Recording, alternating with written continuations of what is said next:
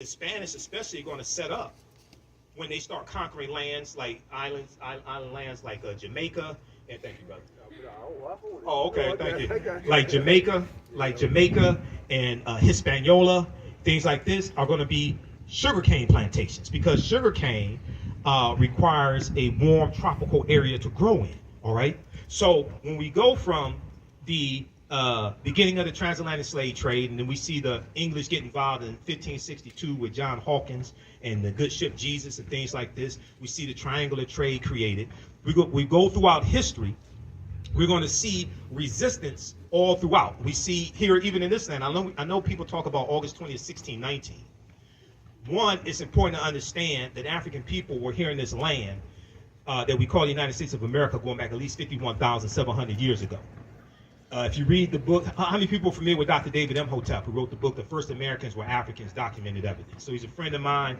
I've interviewed him probably 13, 14 times. His first book has 713 footnotes. It thoroughly documents an African presence in this country going back at least 51,700 years ago, the Khoisan.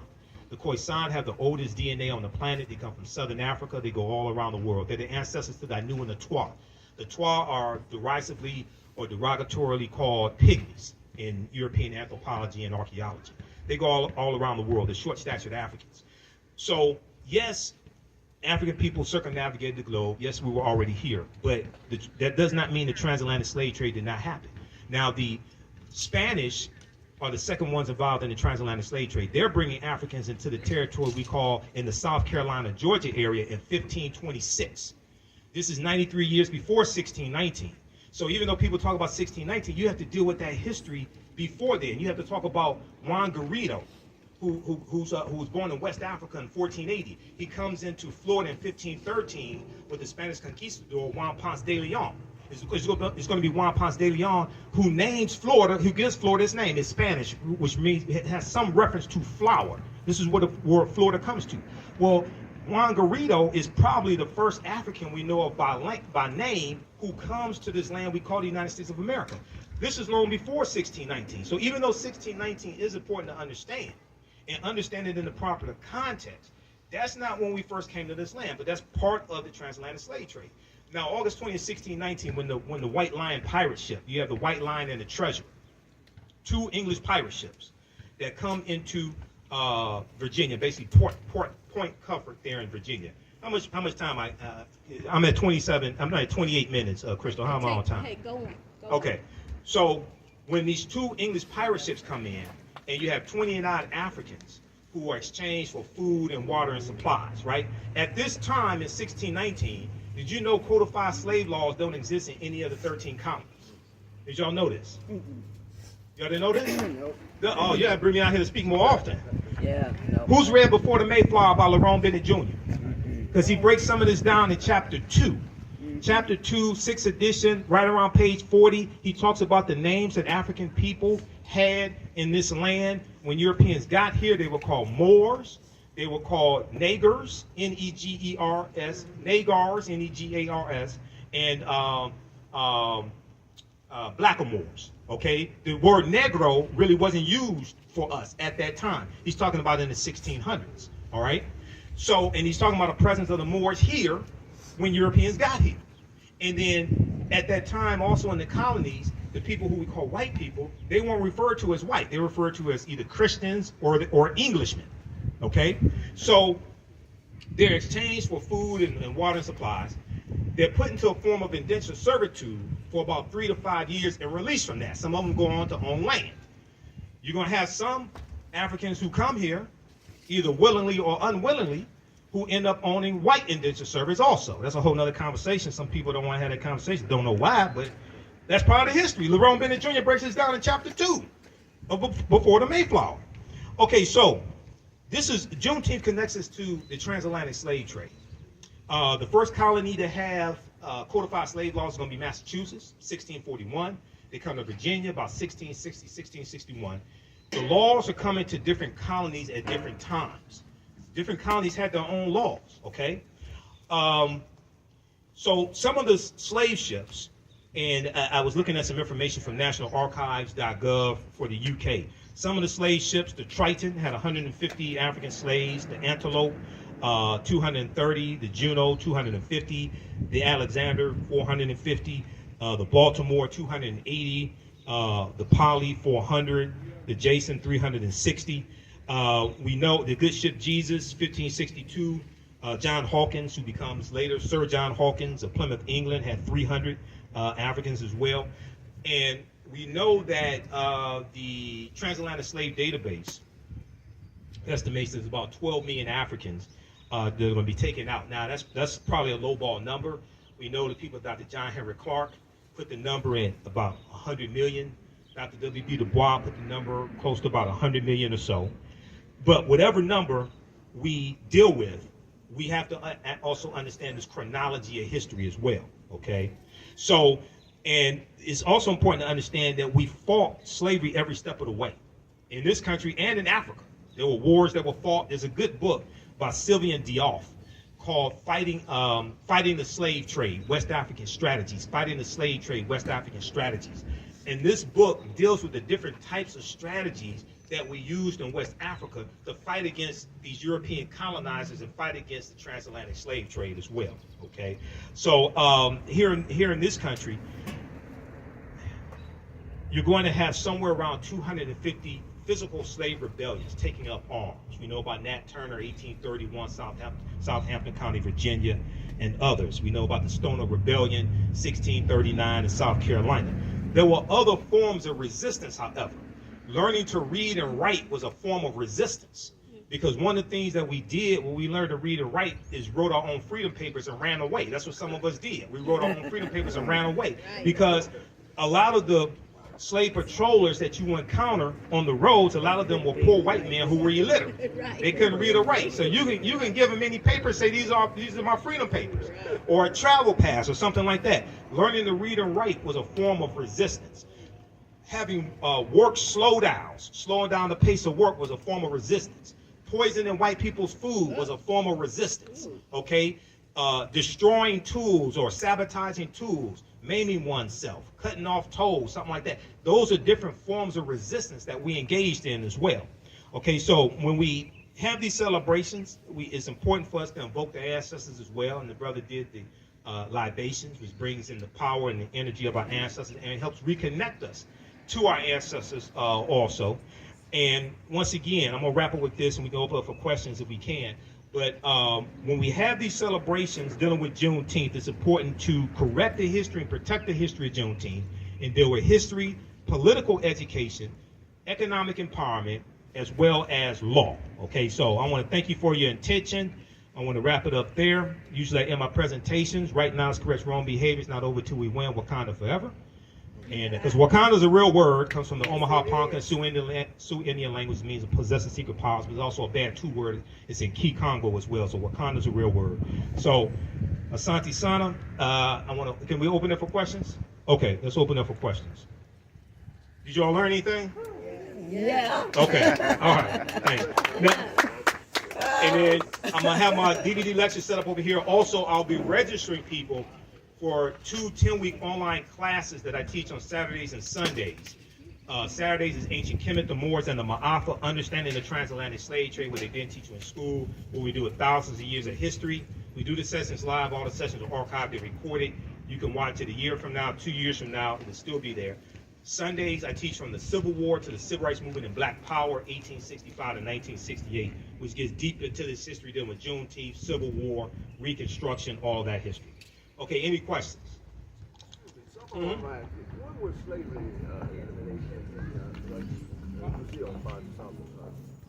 When it end? Yeah, those skills. Well, it ends about right around 1888 in Brazil. Yeah, right around that time, 1888 in Brazil. Yeah. Any other questions? Yes, Crystal. How far? And thanks for inviting me out here, Crystal. Also. All right. How far north? My grandchildren and children have asked me if there was slavery in Ohio and Michigan. How far north did slavery go? It was all throughout. At one time, all the 13 colonies had slavery. In Michigan, it's about 1837. Michigan abolishes slavery. Illinois abolishes 1818. Ohio is going to abolish slavery right around 1818 or so. Yeah, slavery was in all of the. Michigan was not one of the original 13 colonies, but even when you look at the 13 colonies, at one point slavery was in all of the 13 colonies. So you know that the reason why Wall Street has its name is because when it was the colony of New Amsterdam, which was a Dutch colony, about 1627, they forced the Africans to build a wall to keep Native Americans out. And then New Amsterdam becomes a British colony called New York. So that wall is where Wall Street is today. That's where Wall Street gets its name. And it was African slaves who were traded originally on Wall Street, the physical Wall Street. Not the stock market, but the physical Wall Street. It was African slaves that were traded there. But that's where Wall Street gets its name from. So all of the 13 colonies at one point had slavery. Yes, brother. Jim Reed here. Are you familiar with the mounds on Mound Road? Are you familiar with King Khalifa? Are you familiar with Yeah, so you had the mounds on Mound Road. So you had about 1 million mounds in this land we call the United States of America, okay? And go ahead, brother. So you have mound builders, you have Native American mound builders, you have African mound builders, the Khoisan, okay? Now the ones on Mound Road, I've heard different things. I'm not sure who built those, okay? But yes, at one point you had about 1 million mounds in this land we call the United States of America. Today is somewhere, I think, about 100,000. Dr. David Imhotep talks about this as well. Cahokia in East Illinois is the largest mound that still exists today.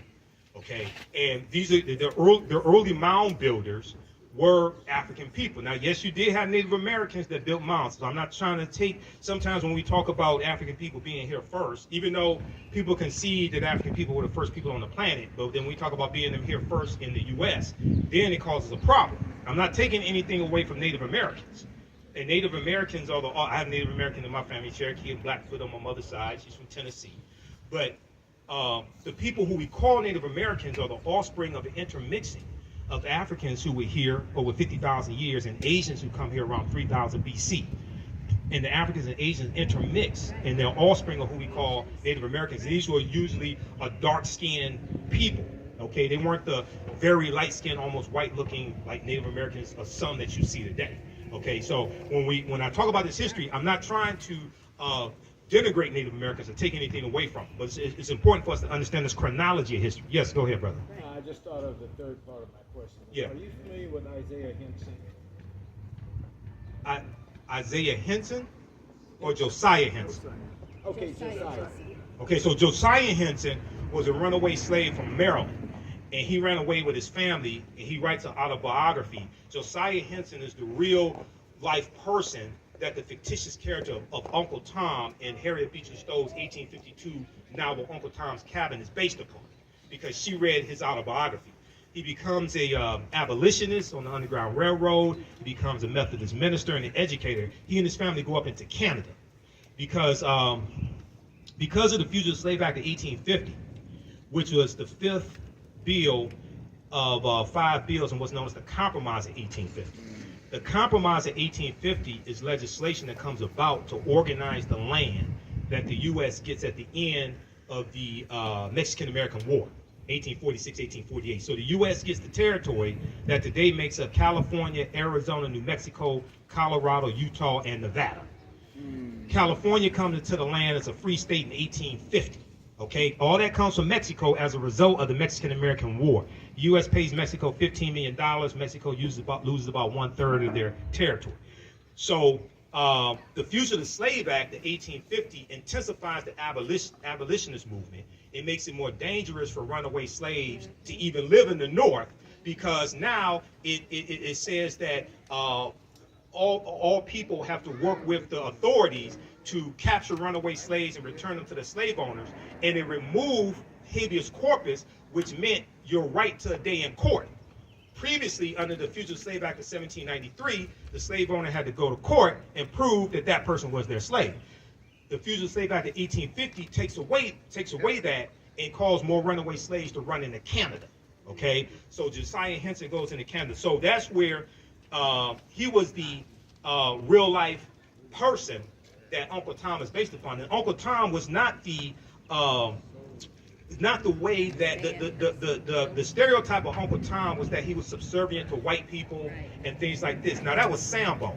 Sambo was a slave who followed the slave master Simon Legree around and told him where the slaves were hiding, who were running away, things like this. Uncle Tom was the slave who refused to beat black women. He was the slave who took cotton out of his sack, put it in the other slave sacks who didn't meet their daily quota, things like that. That's who Uncle Tom was in the book. Okay, there was a 1912 movie, about 1912, a short movie about 30 minutes, that depicted Uncle Tom as being subservient to white people, docile, obedient. So that may be where the slur, the stereotype of Uncle Tom comes from. But that's not the Uncle Tom in the novel, and that's definitely not Josiah Henson. That was written by Phyllis Wheatley. Right. Uncle Tom's Cabin was written by Harriet Beecher Stowe, 1852.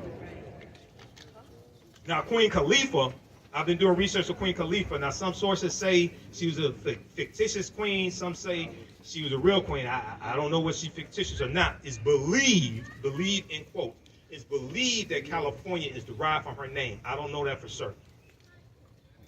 Any other questions? Okay, we'll go over here and then go to this brother here. Yeah. It's actually two questions, if that's Mhm. okay. The first question is it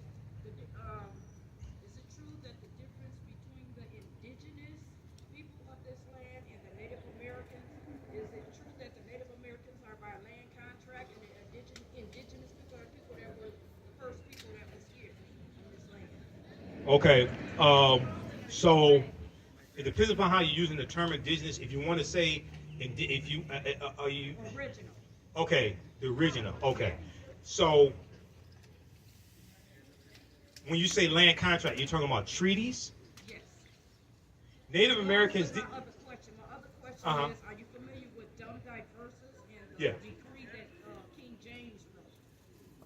Because it Well, ties Dumb into- Diverses is 1452. Right, Okay, but that's before King James time. right, I know that. Okay. But it still affects us to this very day, right? Some decrees that happen in Dumb Diverses. I've heard people talk about how those decrees from the 15th century still affect us today. Now, I want to see them really explain to me the relationship. This is before the United States of America came into existence. Right. Okay, so I'm familiar with the argument, but I want them to explain to me how does that apply to the U.S. today. I'm familiar with the argument. I'm familiar with a lot of arguments. Okay. Wasn't it the Pope, his decrees was to enslave us? So isn't that how it still affects us today? A lot of decrees is to enslave us during his day. But I don't I feel that I've looked at the information, but I fail to understand. So you have treaties like I think it's about 1454, the Treaty of Tordesillas, when the Pope divides Spain and Portugal. The Pope sends Spain and Portugal out to divide the non-Christian world among Spain and Portugal, things like So this. that would affect us, right? No, We the non-Christian? but that's before you have a new United States government that has a constitution and a sovereign. Okay, so this might be a discussion. Michael, this is a discussion. We got a after. sidebar on that. Let's get to the We got a next sidebar question. on that. Go ahead, All brother. right. My other question was, Yeah. if you don't mind, Go ahead. are you familiar with the decrees of King James? Which decrees of King James? The one that had us enslaved, the ones that had us from Ireland, brought from Ireland over here to America. I'm familiar with those somewhat because Ireland was a colony of England. Ireland was a colony of England. Right. Now, what about the decree? So, wasn't there land contracts that was given to people that came from Ireland over here that had something to do with the 7-year indentured servitude? There were people who entered into indentured servitude and then were awarded land afterwards. Some of them were of African descent also. In chapter 2 of Before the Mayflower by Lerone Bennett Jr., he talks about this as well. We can have a sidebar because that's what my table is going to be. I want to get to some of these other questions. Yes, brother. want to ask if you were familiar with the different variations of the term slavery. And I bring that up simply because most of the things that we have been exposed to through media, watching Mandingo, watching Django, watching Roots, Right. show slavery in a particular light. I mean, there were white slaves. There were. You had slavery in Europe. You had slavery in Slavic nations. You had a slavery. Now, this is before. This wasn't chattel slavery, but you had slavery of Muslims enslaving Christians. Some of those Muslims were Moors enslaving white Christians. Okay, so you had different types of slavery. The one here in the U.S. was a chattel slavery. After, now, not in 1619. Chattel slavery didn't exist in the 13 colonies in 1619. But later, after it's going to be developed, you're enslaved for perpetuity. So your children are born into slavery. Okay, you're enslaved for perpetuity, which was different than other forms of slavery, even though other forms of slavery were wrong. Okay, but here you're you're a slave because of quote unquote race, which is a made up construct. Okay, 2, you're enslaved for perpetuity, forever. So your children's children are born into slavery. All right, so it's a different concept. So, and this has to be a distinction has to be made, because then when we talk about repairing the damage of slavery, what some people call reparations, then the other people say, well, everybody has slavery. No, that was different than what happened here, and slavery was written into the U.S. Constitution. Right. Well, my point is, by showing what we've been exposed to media-wise, I made a personal trip to the plantation in New Orleans where they filmed Django. Django Unchained. Yes, and they gave us a tour, but explained slavery in that particular area, and they described it in a way that was much more different from what we have seen in the media. It was almost like slavery was cooperation between the slaves and the slave owners, and they had rights down there that were respected by law. Some different states had different laws and different levels of slavery also. For instance, so in Virginia, it was legal for slaves to learn to read and write up until 1831. 1831 is when you had the Nat Turner Rebellion, because Nat Turner was literate and he could read and write, and he could read the Bible, and he used the Bible as a tool to teach his people that they should be free. So after the Nat Turner Rebellion, after he was captured and executed, the state legislature passed a law to then ban teaching slaves to read and write. So different colonies, different states at this point, different states did have different laws. Okay, and you had states that abolished slavery before others. Massachusetts is one of them, around somewhere around 1780. Vermont's going to be the first one, 1777. So there were different variations. It wasn't just like the same thing all throughout all the states. There were different variations based upon which state you're talking about. Okay. Any other questions? And then I'll be over on my table. So we have my DVD lectures. You can register for my online history classes. I teach on Saturdays and Sundays also. We have them at a discount. Yes. Could I have one question? One last question. Okay. Now, to my understanding, there was a part of what they call the slave Bible, where the slave master would take certain parts of the Bible and put them in text to be allowed to, teach the slaves about slavery. Like be kind to your master, be honorable to your master. In other words, they would take certain segments of the Bible to try to promote, they call it slave Bible. And they were allowed to preach those parts of the Bible. Okay. In various states, yeah, you're going to have that. You're going to have that happen. And what should I name? This is the boat our children made. One kid, he wanted to know what name should we give to this ship. What name should we give to the ship? Right. Yeah. Well, yeah. What do you think is a good name? Because I told him I don't know. I think definitely not Amistad. But what do you think? The Amistad comes to mind because those Africans won their freedom in the U.S. Supreme Court because the international transatlantic slave trade was abolished in 1807 and went into effect January 1st, 1808. So that helps form a legal argument for reparations also, by the way. That's based upon Article 1, Section 9, Clause 1 of the U.S. Constitution. You can call it the Amistad. You can call it